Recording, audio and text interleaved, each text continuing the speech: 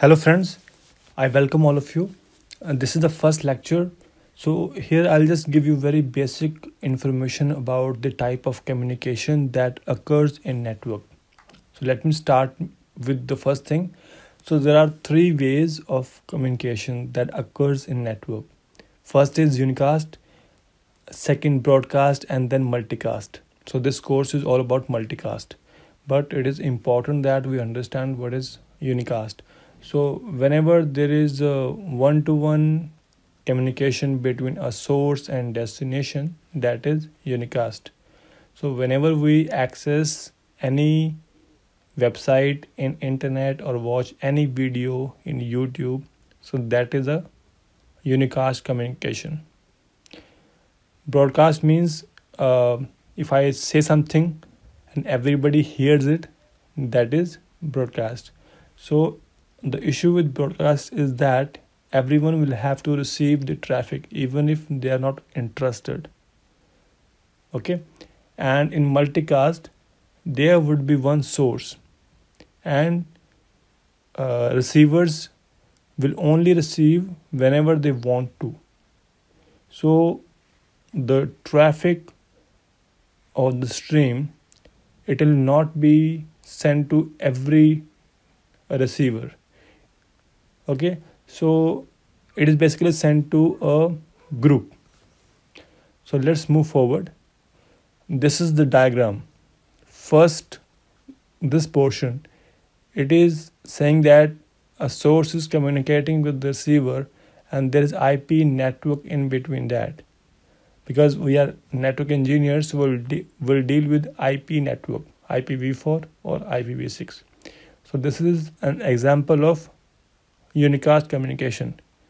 And then the second one, broadcast transmission. So here one source is sending a stream to everyone in the network. So this is an example of broadcast. And then third one, which is source to a group, multicast group. So here only few devices which actually need the transmission will receive the stream. Okay, and then let me give you some overview about it, about unicast now. So like I've told you, one-to-one communication that passes from source to a single receiver or destination. I've given the example of internet. See, whenever we access anything over internet, that is an example of unicast, because internet does not support multicast. The issue with multicast is that every device has to be configured with multicast configuration, which is not possible because there are many ISPs involved. Okay, and broadcast is not possible. The reason is that broadcast works only within the LAN, and the only solution is that we use unicast. So but there is a limitation with unicast, that is it consumes a lot of bandwidth. Like if there are 1000 users watching a video, it would mean there would be 1000 sessions, and the load on the processor and input output will be there as well on the source server. So this is the drawback of unicast. But in internet we cannot do anything, because I've told you limitation is that multicast configuration has to be configured. ISPs don't do it. Broadcast has a limitation that it doesn't cross the LAN. It remains within the segment broadcast domain, because routers don't forward it by default. So here I mentioned that if 10 receivers of 10 Mbps requirement for each, then the total bandwidth utilization will be 100 Mbps. Okay, apart from that there would be load on the processing input output capability of a server as well. So broadcast, the same thing, one copy will be sent to everyone.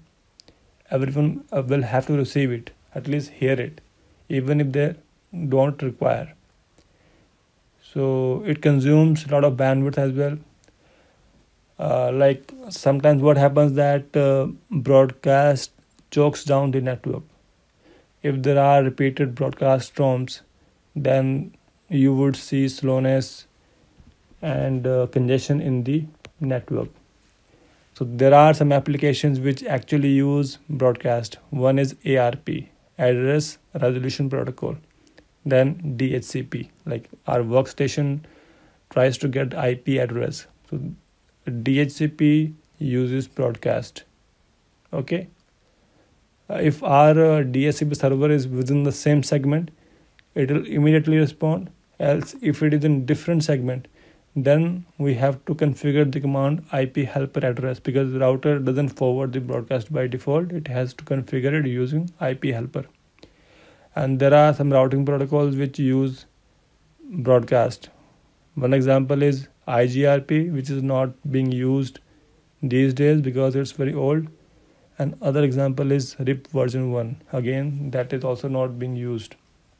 But I've just given you example that these protocols use broadcast. So multicast is one to many. Let me give you one example. If there are 100 users in WAN in different city, and they want to receive traffic at different intervals and also as per their request. So what they will do, they'll click on the link which will have some application, and within the application there would be some multicast group address. Okay, so the request will be made to the source server. So the stream will be sent only to those receivers which actually have made the request. So this is the benefit. Users are able to receive the stream even if they are far away. So it is very scalable. Okay, but as and when we move further, we'll understand that multicast is not very easy to manage. It is very complex. So at this time, I'm just giving you one very simple example. So there would be routers in between that.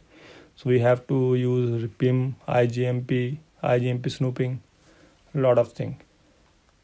So the routers and switches within the source and destination, they also need to know to what interfaces the traffic should be sent and when. Okay, so multicast is widely being used by many routing protocols like RIP version 2, EIGRP, OSPF, BGP. RIP version 2 uses the multicast IP 224.0.0.9. EIGRP uses .10. OSPF uses 2 IPs, .5 and .6. That is 224.0.0.5 and 6. And this main use of multicast traffic is in big enterprises. Whenever a CEO or a president delivers some lecture, then we use multicast so that that lecture can be heard by everyone in the WAN. So once you work as an engineer in big enterprises, you will encounter many such requests to enable multicast. Okay, and we use class D addresses for multicast. You'll understand more about it when we move forward. So I hope it's been informative to you. Thank you so much. Do give me appropriate rating and feedback. Thank you.